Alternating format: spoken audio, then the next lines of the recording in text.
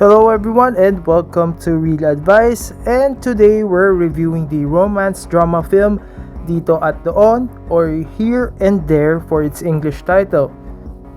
The film revolves around the pandemic which our country is still fighting at the moment, and let's see if it's able to accurately portray the struggles or the happiness that people found during the past year.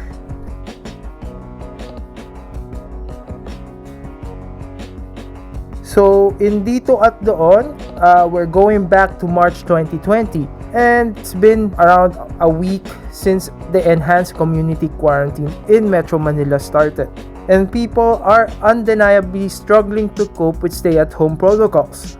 Len, played by Janine Gutierrez, lashes out on social media about it, and Kaloy, played by JC Santos, responds heavily against her opinion. With her night ruined by an online troll, in her opinion, she decides to unwind by having a video call with her good friends, played by Victor Anastasio and Yesh Burse. But as luck would have it, Kaloy is actually an acquaintance of one of her friends and is also in the call. As expected, the two go on a heated debate and the call abruptly ends.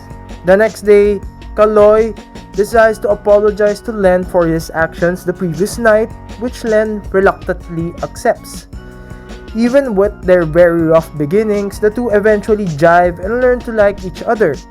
Can they sustain their budding relationship through virtual calls and online messages amidst the other personal challenges that the pandemic brings? Now, before we start with our review on Dito at Doon, please don't forget to hit that subscribe button. You can also give a like, share this video, or leave a comment to support our channel.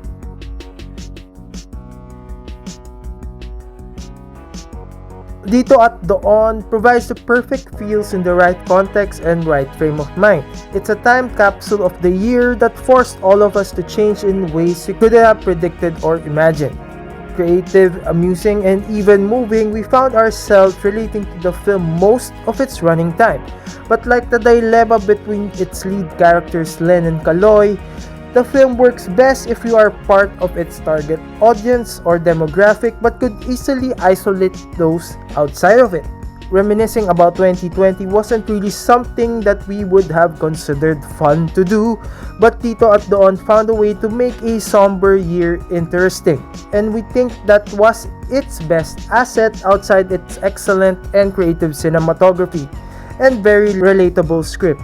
Dito at Doon makes you appreciate the silver lining in a situation, like having the technology to be with family or friends virtually, or simply having the capability and time to do silly things to pass the boredom away. But what we most appreciated though is how tightly and effortlessly integrated these elements are to its story. Nothing felt forced or out of place, and the appreciations and complaints our characters go through are thoughts and sentiments each and every one of us probably questioned for the past 12 months or so. Of course, this is a romance drama, so expect some cliched formula and tropes in its story. For us, director JP Habak was able to make these somewhat fresh with his unique take on bridging the issue of distance. The decision of putting characters in one room as they virtually converse was unexpectedly powerful, and the way these were transitioned back and forth were excellent and clean. The cinematography in particular was one of our favorite elements within the film. Chemistry-wise, we loved the Janine Gutierrez and JC Santos pairing, and we also found the supporting roles of Victor Anastasio and Yesh Burse having the right amount of humor to lighten up the mood at the right moments.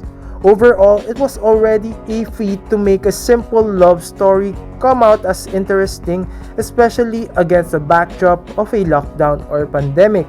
Dito at Doon found ways to execute not only a love story between two people, but extending it to frontliners, family, and friends.